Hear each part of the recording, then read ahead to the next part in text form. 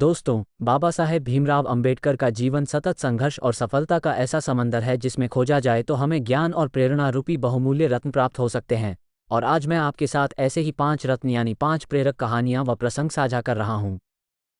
1. बाबा साहेब की ईमानदारी। यह आज़ादी के पहले की घटना है। 1943 में बाबा साहेब भीमराव अंबेडकर को वायसराय काउंसिल में शामिल किया गया और उन्हें श्रम मंत्री बना दिया गया। इसके साथ ही लोक निर्माण विभाग (PWD) भी उन्हीं के पास था। इस विभाग का बजट करोड़ों में था और ठेकेदारों में इसका ठेका लेने की होड़ लगी रहती थी। इसी लालच में दिल्ली के एक बड़े ठेकेदार ने अपने पुत्र को बाबा साहेब के पुत्र यशवंत राव के पास भेजा और बाबा साहेब के माध्यम से ठेका दिलवाने पर अपना पार्टनर बनाने और 25-50% तक का कमीशन देने का प्रस्ताव दिया। यशवंत राव उसके झांसे में आ गए और अपने पिता को ये संदेश देने पहुंच गए। जैसे ही बाबा साहेब ने ये बात सुनी वो आग बबूला हो गए। उन्होंने कहा, मैं यहाँ पर केवल समाज के उद्धार का ध्येय को लेकर आया हूँ, अपनी संतान को पालने नहीं आया हूँ। ऐसे लोभ लालच मुझे मेरे ध्येय से डिगा नहीं सकते। और उसी रात यशवंत को भूखे पेट मुंबई वापस भेज दिया। 2. बाबा साहेब और लाइब्रेरियन डॉक्टर अंबेडकर ने अपने जीवन में बहुत से कष्ट सहे लेकिन कभी भी अपनी शिक्षा को प्रभावित नहीं होने दिया। वो हर दिन 14 से 18 घंटे तक अध्ययन किया करते थे। शिक्षा के प्रति उनकी ललक और जी तोड़ मेहनत का ही परिणाम था कि बड़ौदा के शाहू महाराज जी ने उन्हें उच्च शिक्षा के लिए इंग्लैंड भेज दिया था। लंदन प्रवास के दौरान वे रोज एक लाइब्रेरी में जाया करते थे और घंटों पढ़ाई किया करते थे। एक बार वे लंच टाइम में अकेले लाइब्रेरी में बैठे ब्रेड का एक टुकड़ा खा रहे थे कि तभी लाइब्रेरियन ने उन्हें देख लिया और उन्हें डांटने लगा कि कैफेटेरिया में जाने की बजाय वे यहाँ छिपकर खाना खा रहे हैं। लाइब्रेरियन ने उन पर फाइन लगाने और उनकी मेंबरशिप खत्म करने की धमकी दी। उनकी बात सुनकर लाइब्रेरियन बोला, आज से तुम लंच आवर्स में यहाँ नहीं बैठोगे, तुम मेरे साथ कैफेटेरिया चलोगे और मैं तुमसे अपना खाना शेयर करूंगा।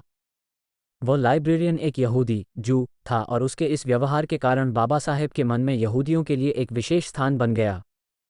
3. ख्याल कौन रखेगा। ये घटना तब की है जब डॉक्टर अंबेडकर जब अमेरिका की कोलंबिया यूनिवर्सिटी में पढ़ रहे थे। वो रोज सुबह लाइब्रेरी खुलने से पहले ही वहां पहुंच जाते थे और सबके जाने के बाद ही वे वहां से निकलते थे। यहां तक कि वे कई बार लाइब्रेरी की टाइमिंग खत्म होने के बाद भी वहां बैठे रहने की अनुमति मांगा करते थे। उन्हें रोज ऐसा करते देख एक दिन चपरासी ने उनसे कहा, क्यों तुम हमेशा गंभीर रहते हो, बस पाई ही करते रहते हो और कभी किसी दोस्त के साथ मौज मस्ती नहीं करते। तब बाबा साहेब बोले, अगर मैं ऐसा करूंगा तो मेरे लोगों का ख्याल कौन रखेगा। 4. संस्कृत का ज्ञान। डॉक्टर अंबेडकर को स्वतंत्र भारत के नए संविधान की रचना के लिए बनी संविधान मसौदा समिति drafting committee of the constitution का अध्यक्ष बनाया गया। बात जब शेड्यूल्ड लैंग्वेजेस की लिस्ट तैयार करने की आई तो बाबा साहेब उसमें सभी भाषा की जननी संस्कृत को भी स्थान देना चाहते थे। हालांकि अधिकतर सदस्यों के विरोध के कारण ऐसा नहीं हो पाया। लेकिन इस दौरान जब एक बार संस्कृत भाषा को लेकर श्री लाल बहादुर शास्त्री और अंबेडकर जी के बीच चर्चा हो रही थी तब लोगों ने देखा कि दोनों ही महान हस्तियां संस्कृत में वार्तालाप कर रही हैं। शास्त्री जी से संस्कृत भाषा का ज्ञान होने की उम्मीद तो की जा सकती थी, पर अशिक्षित दलित परिवार में जन्मे बाबा साहेब भी संस्कृत भाषा पर इतनी पकड़ रखते हैं ये किसी ने नहीं सोचा था। जल्द ही ये बात मीडिया में छा गई और सभी अंबेडकर जी के ज्ञान का लोहा मानने लगे। 5. No peon no water. चपरासी नहीं, पानी नहीं। बाबा साहेब महार जाति से थे जिसे अछूत माना जाता था।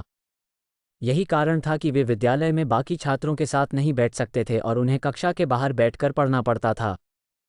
इसके अलावा उन्हें विद्यालय का नल छूने की भी अनुमति नहीं थी, जबकि बाकी के छात्र जब चाहे तब नल चलाकर पानी पी सकते थे।